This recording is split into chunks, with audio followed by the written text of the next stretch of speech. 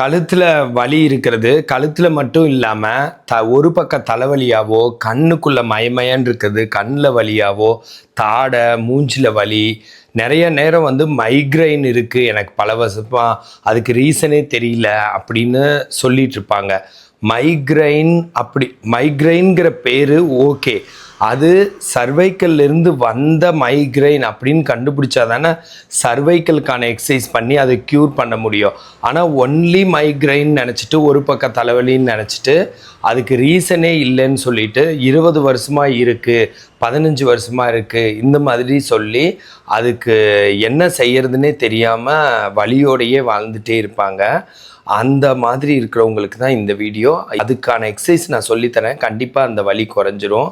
இந்த மைக்ரைனை தவிர தலையில் குத்துற மாதிரி, தலையில் பாரமாக இருக்க மாதிரி, கண் வலிக்கிறது, வாய் தாடை, அப்புறம் காதுக்குள்ளே வலி இல்லாட்டி காதுக்குள்ளே டினிட்டஸ் சவுண்டு, அதுக்கப்புறம் இங்கே ஸ்டெர்னோக்ளைடோமாஸ்டைட்டிஸ் ட்ரப்பீசியஸ் எல்லாம் வலி, கையில் கரண்ட் ஊடுற மாதிரி, கை விரல் மரமரப்பு, இல்லைன்னா செஸ்ட்டில் இந்த இடத்துல பெயின் ஆர் பிரெஸ்ட்டில் இந்த லெஃப்ட் சைடு பால்பிட்டேஷன் வர்றது. ரைட்லேயும் வலிக்கும், பட் லெஃப்ட்னா ரொம்ப பயப்பட்டு இதய நோயாக இருக்குன்ற ஒரு கன்ஃபியூஷனுக்கு போவாங்க.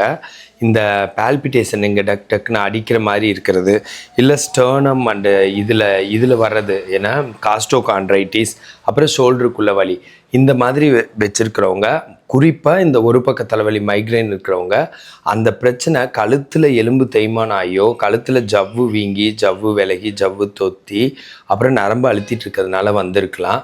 That means cervical spondylitis, disk bulge, disk protrusion, disk prolapse, brachial neurology, இதுக்குள்ளே தான் இருந்திருக்கணும். இதை தவிர என்ன இருந்திருக்கலாம்னா சர்வைக்கோஜெனிக் பெயின், ஒரு ஸ்ட்ரெஸ்னால் சர்வைக்கல் அஃபெக்ட் ஆகி அதனால் ஒரு வலி வர்றது. அப்புறம் என்னென்னா சர்வைக்கல் ஸ்ட்ரெயின், ஒன்லி வேலை பளு அதிகமாக வேகமாக செய்கிறது, அந்த ஸ்ட்ரெயின்னாலேயும் வந்திருக்கலாம். இந்த மாதிரி இருந்து ஒரு பக்கம் தலைவலி வந்தவங்களுக்கு இப்போ நான் சொல்கிற எக்ஸசைஸ் செய்யுங்க, கண்டிப்பாக வலி குறையும்.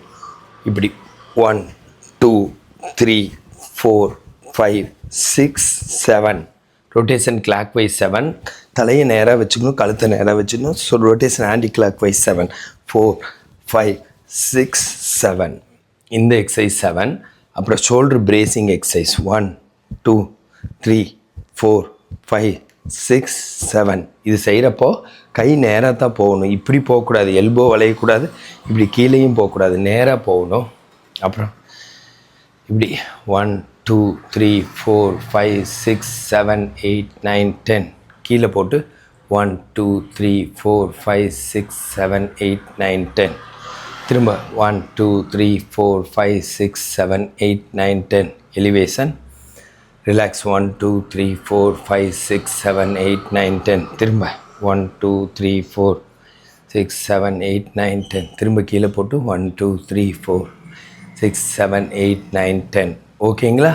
இந்த மாதிரி இந்த 4 exercise, rotation clockwise, rotation anti clockwise, shoulder bracing exercise, elevation, relax, இந்த எக்ஸசைஸு ஒரு செட்டுங்கிறது 7 தடவை, அது மாதிரி 3 செட்டு 21 தடவை கூட செய்யலாம். ஒரு நாளைக்கு 3 தடவை கூட இது மாதிரி செய்யலாம். இது மாதிரி 2 ஹவர் கேப் விட்டு கூட செய்யலாம். ஸோ இந்த மாதிரி செய்கிறப்ப என்ன ஆகும்னா அந்த வலி நல்லா குறைஞ்சிட்டு வரும். இதை தவிர மன அழுத்தம் இல்லாமல், டிப்ரெஷன், ஆங்ஸைட்டி, ஸ்ட்ரெஸ்ஸு, சோகமாக இருக்காமல், நெகட்டிவாக திங்க் பண்ணாமல், இந்த மாதிரி மனநிலையை கொஞ்சம் பாதுகாத்துக்கோங்க. 3லேருந்து 4 லிட்டர் தண்ணி குடிங்க. பழங்கள் காய்கறிகள் அதிகமாக எடுத்துக்கோங்க. மல்லாந்து படுத்தா சின்ன தலைவாணி வைங்க, சைடில் படுத்தா பெரிய தலைவாணி வைங்க. அதை தவிர குனிஞ்சு வேலை செய்து வெயிட் தூக்குறதெல்லாம் அவாய்ட் பண்ணுங்கள். அதை தவிர குனிஞ்சு வேலை செய்து வெயிட் தூக்குறதை அவாய்ட் பண்ணுறது மாதிரி ரொம்ப 2 வீலர் அதிகமாக ட்ரைவ் பண்ணாமல் கொஞ்சமாச்சும் கேர்ஃபுல்லாக கம்மியாக ட்ரைவ் பண்ணுங்கள். கொஞ்சம் ஷாக் அப்சார்பர் நல்லா இருக்க வண்டியாக, எலக்ட்ரிக் வண்டியிலெல்லாம் ஷாக் அப்சார்பர் நல்லாயிருக்கு. அப்புறம் ரொம்ப தலையை ஆட்டி பேசக்கூடாது, யாரும் கூப்பிட்டா உடம்போடு திரும்பி பார்க்கணும். ரொம்ப வேகமாக வேலை செய்யாமல் நிதானமாக பொறுமையாக வேலை செய்யணும். நெகட்டிவாக யோசிக்காமல் மனதில் அன்பும் ஒரு மகிழ்ச்சியும் இருக்கிற மாதிரி பார்த்துக்கோங்க.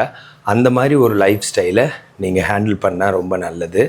இதை தவிர என்னன்னு கேட்டிங்கன்னா, ஊத்துக்கட்டல், டேப் கட்டல், சோஃபா அதுலையெல்லாம் படுக்காமல் இரும்பு கட்டல், இல்லை மரக்கட்டல், இல்லைன்னா தரையில் பாய் போட்டு, இல்லைன்னா கொஞ்சம் ஃபிம்னா கெட்டியான மெத்தவை அந்த மாதிரி போட்டு படுத்துக்கிறது நல்லது. எந்திரிக்கிறப்ப நேராக எந்திரிக்காமல் சைடில் திரும்பி கையூன்னு எந்திரிக்கிறதும் ரொம்ப நல்லது. இதை தவிர என்னென்ன ஃபாலோ பண்ணணுன்னா, குக்கரில் சமைக்காமல் குக்கர் அலுமினியம் பாத்திரத்தை அவாய்ட் பண்ணி மண் சட்டி சில்வர் பாத்திரத்தில் சமைங்க. அப்புறம் நல்லா நார்ச்சத்து இருக்கிற உணவு எடுத்துக்கோங்க. வரகு திணை சாமை குதிரைவாலியில் பொங்கல் செஞ்சு சாப்பிட்லாம். இட்லி தோசை பூரி சப்பாத்தி இதையெல்லாம் கம்மி பண்ணிவிட்டு நான் சொன்ன மாதிரி பொங்கல் அப்புறம் சாப்பாடு இந்த மாதிரி எடுத்துக்கலாம். அப்புறம் மூலப்பொருட்கள் நல்லதாக யூஸ் பண்ணணும். செக்கு எண்ணெய் கடல் எண்ணெய் நல்லெண்ணெய் தேங்காய் எண்ணெய் எல்லாம் யூஸ் பண்ணணும். ஒரிஜினல் கடல் கல்லுப்பு யூஸ் பண்ணணும். அப்புறம் சர்க்கரைனா நாட்டு சர்க்கரை இல்லைன்னா பனங்கற்கண்டு கருப்பட்டி அந்த மாதிரி கொஞ்சம் யூஸ் பண்ணிக்கலாம். சர்க்கரையோட அளவெல்லாம் கம்மி பண்ணிக்கோங்க. மாவுச்சத்தோட அளவை கம்மி பண்ணுங்கள். ஸ்ட்ரெஸ் ஃப்ரீயாக இருங்க. இந்த மாதிரி கண்டிப்பாக தண்ணியெல்லாம் கரெக்டாக எடுத்து நீங்கள் கரெக்டாக நடந்துக்கிட்டால் உங்களோட தலைவலி மைக்ரைன் ஒரு பக்க தலைவலி கழுத்து வலியோட அசோசியேட்டடாக வந்திருக்கிறது கண்டிப்பாக சரியாகும். இந்த மாதிரி ஹெல்த் டிப்ஸ் வேணால் என்னை ஃபாலோ பண்ணுங்கள். ஃபிசியோதெரப்பி கன்சல்டேஷன் வேணால் எனக்கு கால் பண்ணுங்கள். ஃபிசியோதெரபிஸ்ட் நல்ல ஆப்பர்ச்சுனிட்டிஸ் வேணால் எனக்கு கால் பண்ணுங்கள். This Prakash physiotherapist.